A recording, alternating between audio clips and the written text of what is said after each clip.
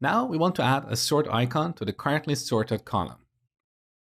So in our table header component, this is where we're rendering a th.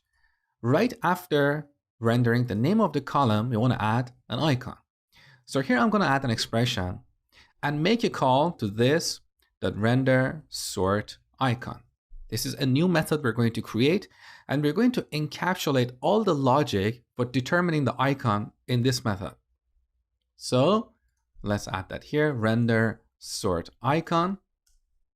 We set it to an arrow function that takes the current column we are rendering.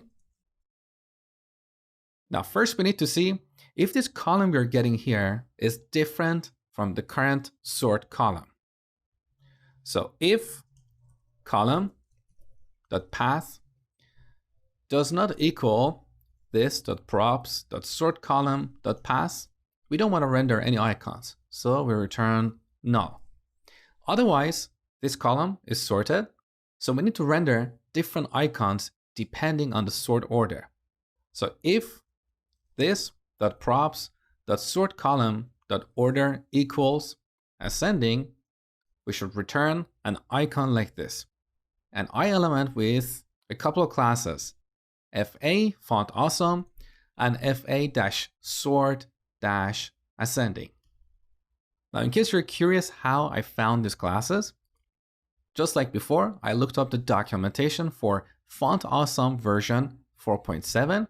I found the sort icon I wanted, and here are the classes that we need.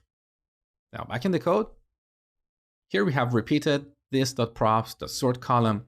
So let's use object destructuring to clean up this code.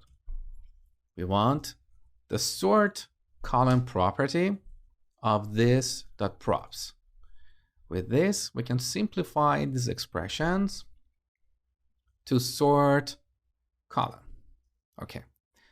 And finally, if none of these conditions evaluate to true, that means this column is sorted in the descending order. So we return an icon with two classes, fa and fa-sort-descending. Okay. Now let's test the application. We have an error, cannot read property path of undefined. This error is coming from line 22. So column is undefined because here on line 36, where I called render sort icon, I forgot to pass the argument. So we need to pass the current column.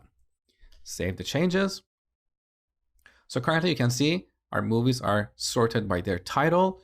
In an ascending order, let's click this column.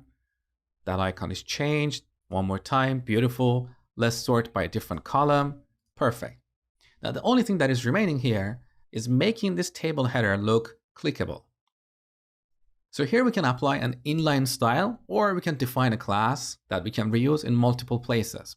So let's go to index.css. This is our main style sheet. Here we can define a reusable class, clickable, and set the cursor to pointer. Now, back in our table header, we apply this new class to our th.